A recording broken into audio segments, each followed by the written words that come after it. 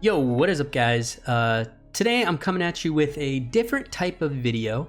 And this one is not really focused on WWE 2K24 as much as hope for future installments within the franchise. While 2K24 is a great game in my opinion, in my previous videos I speak about like universe mode and how I make it fun and stuff like that, but there are definitely a few glaring omissions from the gameplay that makes it a difficult course for casuals and even just like the current fan base to find specific things to do. In this video, I want to bring you 5 things that I hope return to WWE games in the future. And these are not like customization focused or specifically gameplay focused, but more compact in the actual gameplay and kind of what's going on with the game with more features. Let's go ahead and just get into the list. Number 1, story creator. For the first option in this list, I was looking back on specific things that used to be in the WWE 2K games, and something I stumbled upon was the story creator. Now, obviously the story creator is a feature that a lot of the community has been begging for years, and I think that it's a possibility in the coming years because of it. So obviously the best option that what we had with it was in 2K14, which is a full-fledged story creator that can be uploaded to community creations. This had a lot of room for improvement, and I think 2K could do the community a lot of goodwill just to include what we had then. Imagine that you could download like a Roman Reigns and Cody Rhodes story and relive the moments through of what happened over the last 2 years, or completely original stories created by the community, such as this John Cena in a backstage interview talking about the Big Show from 2K14. It could add a lot and also help with the longevity of these games as well. Even if you couldn't add in cutscenes for some reason, like say uploading it to CC would make it too convoluted or whatever's going on with that and like all the image limits and stuff like that, we could easily go with a situation similar to the Bump in the Night DLC from 2K20, where the cutscenes kind of consisted of My Rise cutscenes similar like style, and also text between 2 characters like an RPG game with no voice acting. I think even if we ended up with that, it would still be a welcome feature. Like yes, obviously some people would get tired of it and that type of stuff, but I think that just by putting in a baseline like that, it would be a positive. But that's just what I think. Number 2, a dynamic season mode. One thing I loved back in the day was the dynamic season mode that was in offer for the past games.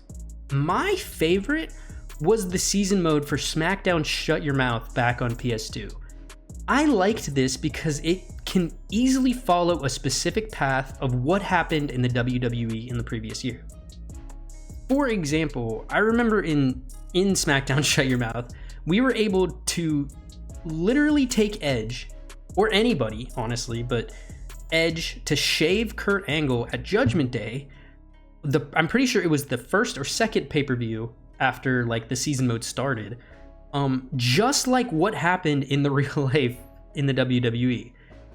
I think that if we were able to like just replay, for example, the Sami Zayn Bloodline arc, and end up turning on Roman just like at the Royal Rumble, that would be such a fun example on how to keep the games more interesting and could like relive stories from the previous year.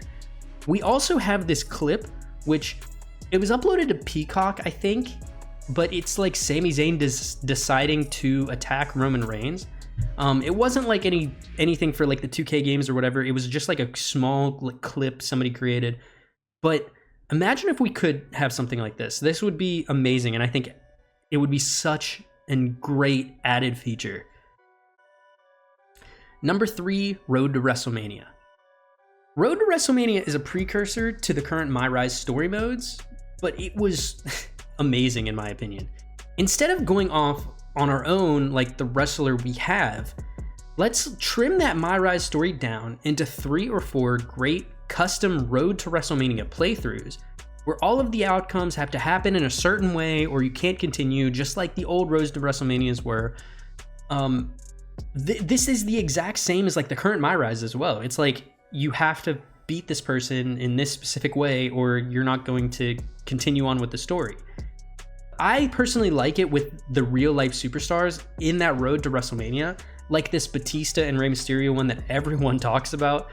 I think that this would be so much more interesting than one we currently get. I'm gonna be honest, some of the stories in My Rise are definitely fun, but I usually just cruise through most of them to get to the unlocks because I don't really care about the wrestler I created. But if I were to able to like control, like, let's say The Miz doing the up down thing against like Xavier Woods and Kofi Kingston or whatever, I'm The Miz instead, I think I would like care more for that. I don't know if other people are on the same boat, but personally, like, if you set that up as a road to WrestleMania and you make it like a 10-week long process or 15 weeks or whatever, you have to like be in the Rumble as The Miz or something like that. Like, obviously that's going to be kind of weird to kind of set that up, but I think that would be so much more interesting than the current My Rise story we have, where you just win a belt and then you win the next belt and go on until you don't have any more stories to do. So that's just what I think for adding in Road to WrestleMania. Number 4, more dynamic characters. So this is definitely a smaller one compared to the previous 3 that I have mentioned, but I really just want to have some more dynamic characters in these games. For example, when I played SmackDown vs. Raw 08 as a 13-year-old, and I was introduced to the Boogeyman, he instantly became one of my favorite wrestlers, and I started watching wrestling just because I wanted to see what he's up to. Like, our current victory motion for that same character, the Boogeyman, doesn't have anything dynamic at all, and it's just like another wrestler winning that match. Like, he has his Boogie Slam, and we have the taunts, but that doesn't really do much. Like, where's the idle animation for the Boogeyman? Where's the victory motion where he puts worms in the opponent's mouth? Like, I understand if they don't want to go in that direction, because like obviously the Boogeyman is kind of a, like with the worms and stuff, that was kind of like weird, but like, why the Fiend? Like, what? I don't know, like maybe after he eliminates an opponent or something like that, he gives him his sister Abigail. Like, that would just give a lot of life to these guys and make it not feel like it's just you're playing as the same character but just in a different skin and different moves and stuff like that. Like, it could actually feel like you're using the real guy. I don't know how to explain that. Maybe it's like idle animations and stuff like that really need to be updated. I know a lot of people don't like that current boxing animation that we have, but whatever could be the case, I think that if they went in a direction like to give them more life, that would make everybody more interesting to play as. Number 5, more dynamic set pieces. One that is obvious and ties into the theme of like dynamic and stuff like that is dynamic set pieces. Another example from Shut Your Mouth, which is crazy that I keep bringing that game up, but the backstage area is so big and so traversable. I understand not being able to do what we had back then, but why remove what we had in 2K20? Honestly, if they just brought that back, period, I would be so happy. We had the hallways, we've got like the set piece, we've got catering, we've got all this stuff that we could use and create stuff, but now we just have the backstage area, which I will say the backstage area, when it added in the right side in 2K23, it was definitely a welcome addition, but nothing was really added in 2K24. I think Broken Glass, but I'm not really entirely sure if that was even added in 2K24. I thought it was already there, but if they were to bring back the 2K20 like backstage, we wouldn't have to download the arenas by What's the Status in 2K23 with no physics. If you guys remember that, there was like a gym, there was all this stuff that was like the My Rise cutscenes, but they didn't have collisions, so like it was just a place to play in, if that makes sense, instead of like use. A creator by the name of Marty M has already created some insane arenas in 2K24, and it's frustrating that this isn't something that can already be worked on inside of the game by all the players. I love what he has done. The Firefly Funhouse Arena, the Walmart Supercenter, which is so funny, just all that, it's so amazing. I have a ton of them downloaded. the grocery store, you know, like all that stuff is so cool to actually see in the game. But truly, these should be things that 2K helps the player create, not these hidden and hard to make arenas only by modders who I'm pretty sure he changes like the dynamics of what he sees in creating an arena and stuff like that. But like, we can't do that because we don't have mods.